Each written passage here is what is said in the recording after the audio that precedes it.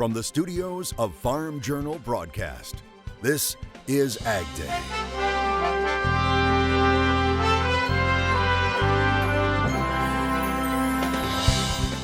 Coming up on AgDay. It doesn't even think about my pain anymore. I'm just thinking about the bees. Finding comfort amid the buzzing of bees. China talks tariffs, see what will and won't face additional sanctions. Plus, it's a big USDA report day. We asked the top administrator how they come up with those all-important numbers. If you don't understand kind of how it's put together, where it comes from, then you're going to have a harder time really understanding the data itself. AgDay, presented by the all-new Chevy Silverado, the strongest, most advanced Silverado ever. Good morning, I'm Clinton Griffiths. Happening today, USDA will be releasing the September production report. That's after its August report was met with strong reaction from across farm country, mostly due to its expectations for the nation's corn yields. AgDay's Betsy Gibbon recently spoke with leadership of the National Agricultural Statistics Service about how they come up with those numbers. 2019 was a year of delayed planting. Pounded the stuff in the ground. For some, historic flooding. This was a 500-year flood. A spring with trade woes. He doesn't understand, I don't think, what he's doing to us family farms. Price incentives. Incentivized farmers to plant a whole bunch of corn acreage. Prevent plant claims, in some cases better for corn. Generally that runs around $80 to $100 per acre. And the second round of trade aid, all a part of the mix. It turns some dark red ink to pink. Because of all those factors, when USDA's National Agricultural Statistics Service released its August 12th crop production report, some of farm country didn't believe it. I sat with Lance Honing, the chief of the crops branch for NASS, to answer some questions. If you don't understand kind of how it's put together, where it comes from, then you're going to have a harder time really understanding the data itself. NASS based acreage on satellite data, FSA certified acreage information, but primarily relied on farmer surveys. So for August, a little over 70% response, somewhere between 70 and 75%, which is actually extremely good. Yes, I'm on the panel and I do fill it out every time I send it. So I usually just throw them in the trash. The big debate was yield. The corn yield in the July WASDE report says the national average corn yield is 166 bushels per acre, while the August crop production report shows a higher yield of 169.5. Honing says both reports are conducted with different USDA divisions. So if you look at the corn yield in the WASDE report in July, that's the responsibility of the World Ag Outlook Board. And then when August comes around, it becomes NASA's responsibility. Before I knew all the details, it felt risky to raise that number with so many unknowns. Last night I found out that they're completely separate. Then there's the dispute about NASS pegging planted corn acres at a high number of 90 million, when FSA says prevent plant acres are over 19 million. Honing says NASS focuses on acres actually planted. But when you start talking about prevent plant acres, those aren't planted. So by definition, they're excluded from the NASS numbers. And so we don't really have that much information about those acres other than we know they're there. And this year was different, with August 1st as the last day farmers could plant a cover crop for a trade aid payment. In any year, there's 3 to 4 million acres of corn that never get reported to FSA. As rural America goes about its season, I don't know where the 90 million acres of corn are planted. Farm country won't likely know what's really out there until harvest is done. Reporting for AgDay, I'm Betsy Gibbon. And we're going to have full coverage on the September report throughout the day. Today online, look for coverage on AgWeb and on AgDay's Facebook and Twitter pages. Plus, we'll have an in-depth look at the numbers tomorrow morning on AgDay. China has announced some U.S. industrial chemicals will be exempt from tariff hikes imposed in the trade war with the U.S. The tariffs will remain on American soybeans, pork, and other farm goods. Meanwhile, in Beijing, a U.S. business delegation met with Chinese officials. Chinese Premier Li Keqiang took part in it. He said he believed China and the U.S. would be able to find a solution to the ongoing trade war, which was, quote, acceptable to both sides. He added that China had a vast market, which welcomes American entrepreneurs, and he planned to build up a more favorable environment for trade and investment. The White House continuing to work on a deal in regards to biofuels. Trump administration officials meeting yesterday with oil refiners and renewable fuel producers at the White House. The session said to focus on getting industry support for a plan being worked on by the administration to increase biofuel use.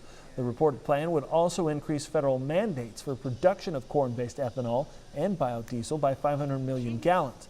But that proposal has been met with opposition from both refiners and biofuel backers who want the renewable fuel standard obligations waived by those small refinery exemptions to be reallocated. With Congress back in session this week, there's lots of talk about the U.S.-Mexico-Canada agreement and whether it will be ratified. Rules say the House of Representatives has to take it up first. Agriculture Secretary Sonny Perdue says so far the negotiations have been great. He says there are concerns over enforceability provisions. House Speaker Nancy Pelosi has a group of lawmakers going over the agreement with U.S. Trade Representative Robert Lighthizer. And Lighthizer says they are making progress. I think we're operating under the belief it will get to the floor, and I know we're pleased that Congress is back. Ambassador Lighthizer has been working very closely with the House. I've spoken to Speaker Pelosi several times about this, as has the ambassador, and we're hopeful that now that Congress is back, they'll focus on it. And if there are a few small changes that he needs to work with Congress, I know he's talking to them, but this is a very important deal to the U.S. economy, U.S. workers, agriculture, digital. It's an encompassing deal and something that I think is very important, so I look forward to having it be passed. Mexico has already ratified the agreement. Canada says it will take up the issue after it passes through the U.S. Congress. Severe weather, including a tornado, hit central Sioux Falls, South Dakota. The National Weather Service confirming the tornado touched down in the city just before midnight on Tuesday. The twister wrecking several structures, including an auto parts store and a hospital. The Sioux Falls Police Department asking people to stay home while the debris is cleaned up. There are no reports of any deaths or injuries. There are just some sights you see on the farm that leave you scratching your head. Meteorologist Cindy Clausen has one of them in today's Crop Comments. Well, Clinton, this video is pretty funny. Check it out. It was shared on Twitter by Patrick Lynn. He's a farmer and free-range egg producer in East Midlands, England. Just look at all of the chickens loving that cow. Patrick posted it with this line, "The chicks just dig me." It's nice to see everyone getting along anyway. Well, let's take a look at our wind speed forecast for the day, and we're going to have to watch out in the north central U.S., especially over towards the upper Midwest into Minnesota as we head into the northern plains, even parts of the central plains. We have a low pressure system, cold front that's going to be moving through the nation's midsection, and so we'll see those increased winds there, especially during the daytime hours, moving into the Great Lakes and into parts of the upper Midwest. As we get into the overnight hours, we'll see those winds continuing. As we head through our Friday, everything kind of pushes a little bit to the east. We'll see those winds picking up down in Florida as well as in parts of the Northwest. I'll have much more in your forecast coming up, but for now, here are some hometown temps. Introducing Farm Journal TV, on demand 24/7. AgDay, Machinery Pete TV. U.S. Farm Report on your phone and tablet. Download the Farm Journal TV mobile app today. Coming up, we dive into what's going on in the cotton market right now. And later, they may be honeybees, but you could also call them therapy. We'll tell you about this important program in the country. Closed captioning is brought to you by BASF. Grow smart with BASF. We create chemistry.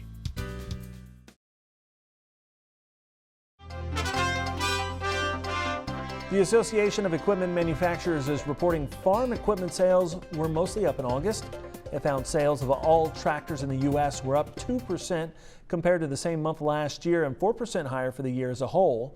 Two-wheel drive smaller tractors are up 5% compared to last year's pace, but sales of two-wheel drive 100-plus horsepower were up 2%. Four-wheel drive tractors were up 13%. Combine sales, they were down 12% for the month of August, but are even on the year compared to 2018. Commodity markets saw some gains on Tuesday, but that didn't last into Wednesday. We have more now from the CME. Today in the grain market, soybeans were lower. Profit taking ahead of the USDA report did come a little bit early and pressed the market down. Only about a nickel, maybe 6 cents at its worst, but it's just kind of holding here. The trade resolution is really a long way away, and the market is still looking for some fundamental news to just give it a little bit of direction. Corn was easier as well today. Report concerns did stall the futures. There was some thinking that maybe we, might be able to get this market moving, but every time we get some good news, we get bad news on top of it. It just caps that market. The expectation is that they are going to raise the supply numbers, and there's going to be cuts to the export demand as well as cuts to ethanol. Those things kind of weigh heavy on the market. Today in the livestock market, cattle rebounded. That follow-through buying definitely lifted the futures. We just saw it really come off the bottom from 2 days ago, from on Monday when the market really bottomed out, but it's really come off solidly now. Interestingly enough, the feeders today, they also surged even more than live cattle. The new gains did gain some momentum here, and so it could be that maybe we're going to finally start to lead this market back up. Cotton finds itself in the same spot soybeans were in last year, with the trade war with China affecting prices and moods. Farm Journal's Tyne Morgan recently spoke about the state of cotton with Darren Hudson, an economist with Texas Tech University. Here now with Darren Hudson, economist at Texas Tech University. Darren, when you look at cotton, really soybeans and the trade war, that's really caught all the headlines. But is cotton being impacted as well? Yes, I mean, it's a delayed effect. Soybeans took it on the chin in year one. They had the direct effect. What happened then was as soybean prices fell, more acres shifted over to cotton in year two. And so now we're seeing the effects in year two of this pretty substantial drop in cotton price. And so it's a trade effect, but it's a delayed effect. Yeah, a delayed effect, though, that this year with the MFP 2.0, the Market Facilitation Program payments, we know some counties, some heavy cotton producing counties here in Texas received the maximum payment. But when you look at that MFP payment, is it going to make them whole on a year when there's a lot of inputs being put into this crop? Yeah, absolutely. And they're putting inputs in for a high yielding crop. They're not going to have a high yielding crop anyway. The price effect is, we're talking about a 25 to 30 cent premium, so nearly a 40% decline in prices year over year. So, that market facilitation payment being big is good, it helps, but it's certainly not going to make a lot of these producers whole.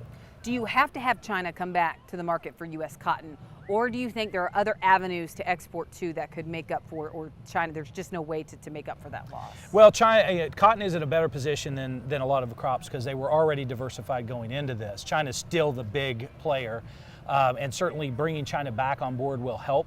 But it's not the only solution to that problem. And I think textile processing is already moving out of China anyway. So over the long haul, we would have seen us moving away from China in the next 5 to 10 years. So I think we're in a better position than many crops, but it's still going to hurt. The biggest challenge for cotton, what do you think it is for the remainder of the year? Well, I think for the remainder of the year is just trying to get through this harvest period, and these prices are not going anywhere. So I think producers are looking at much lower revenue, and they're having to plan now going into an expensive harvest season based on those lower prices. All right, Dr. Darren Hudson, thank you so much for joining us. Thank you. We appreciate it. We need to take a quick break, and then we'll have more right here on Ag Day.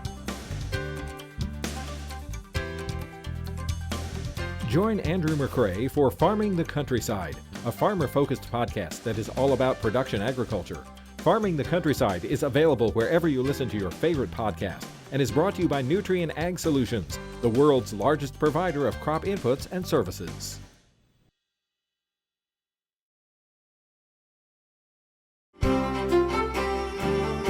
Meteorologist Cindy Clausen taking a look at the root zone moisture map. And Cindy, if we look at this, we were expecting Dorian to bring quite a bit of rain along the east coast. Right. It did, worse. Yeah. But really close to the coast. We expected to see more improvement in that soil moisture, in that root zone moisture, and we really didn't see it much further west than the coast. Let's take a look. And while I'm not saying that there certainly wasn't any rain further west, really the big impacts of wiping out some of these very dry areas was kind of sticking towards the coast. A lot of these areas west of that, much of the southeast has actually seen deteriorating conditions, so drier conditions in much of this area. We've also seen more dryness in much of Texas and into the Four Corners region. One of the areas where we saw a lot more rain and some improvement as far as the moisture is concerned is in the Pacific Northwest.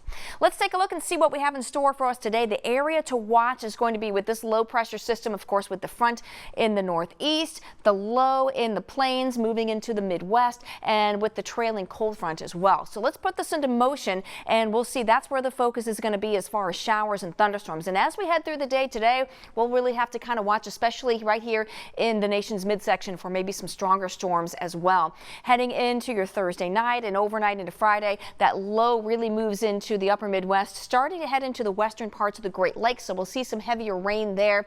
High pressure settles in behind it. We'll see those cooler temperatures because it's been very warm in much of the nation's midsection in that warm sector. Cool temperatures in the northeast with that high pressure there before this comes in your way. We'll see those showers and thunderstorms entering sort of the Tennessee and Ohio valleys as we get into Friday. We'll also look for a little bit of moisture in the northwest as well. Speaking of moisture, this is the past 24 hours, and you could see where that focus has been with that low pressure system as it has been moving across, and that front that's been just really straddled across, not making a lot of movement, so right across the Great Lakes. The next 24 hours adds a lot of rain to those same areas, but you can kind of see where that trailing cold front is, where we add some more of that moisture.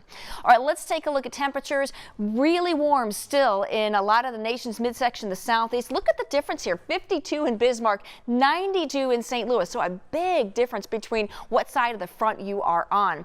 Heading into the overnight hours, we're going to see those cooler temperatures in the northeast down to 44 in Bangor. And we're going to see some cool temperatures in parts of the northwest and northern plains as well. Tomorrow we'll see some cooler air starting to work in as that front pushes further to the east. And our jet stream shows that, yeah, we have a little trough that's moving across the nation's midsection into the northeast. Flow becomes more zonal for the weekend, but watch what happens early next week. Big trough in the west, and we see another ridge building for the nation's eastern half of the country. All right, that's a look at your national forecast. Now let's check on the weather where you live. Paris, Idaho, sunny and warmer for you today with a high of 65 degrees. Moreland, Oklahoma, showers and thunderstorms with a high of 87. And Holton, Maine, mostly sunny and cooler for you with a high of only 65 degrees. Coming up, a first-of-its-kind system is going into effect in one state that will track cows from birth to slaughter. Plus, when this important beef processing plant could be back online following a devastating fire. Next.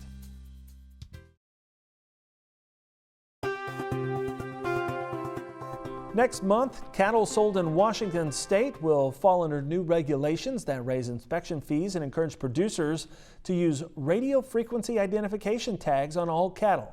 This first-of-its-kind project in Washington uses RFID technology that will allow sale yard veterinarians to capture electronic IDs with a wand reader, and the animal health information is then used to generate electronic certificates of veterinary inspection. The tags are called 840 tags, which is a 3-digit international code for the United States, and livestock markets will be able to report sales online directly to the Washington Department of Agriculture.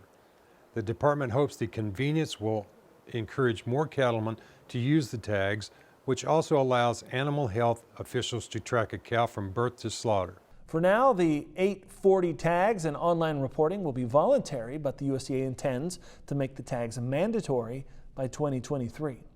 Updating you on that massive fire at the Tyson beef processing plant last month in Holcomb, Kansas. Tyson Foods now reporting the plant will be fully operational by January. The company's CEO says some beef processing has already resumed in a portion of the plant not impacted by the fire. The Tyson plant accounted for 5% of all U.S. fed cattle packing capacity. Tyson officials have said a spark from welding during maintenance likely caused the fire that damaged the plant. An effort is underway to save honeybees in the country. But it's possibly not just honeybees being saved here. Details next in the country.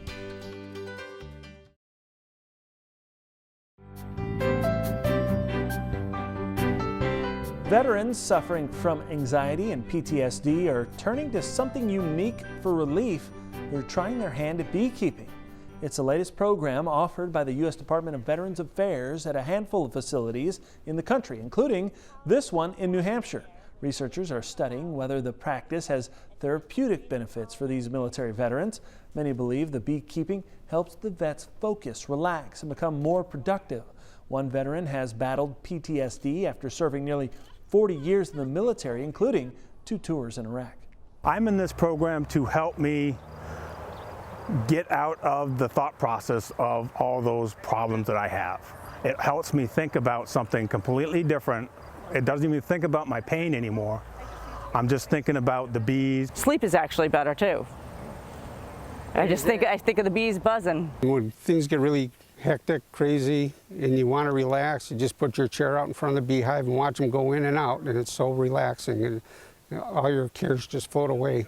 While some programs are geared toward helping veterans with PTSD, others, like this one in Michigan, have a broader mandate. They offer beekeeping as a fun hobby for veterans or to train them to start their own beekeeping business. There's also a sense of satisfaction from helping a vital species that is in decline globally. And that's all the time we have this morning. We're sure glad you tuned in. Spent part of your day with us. From all of us here at AgDay, I'm Clinton Griffiths. Have a great day.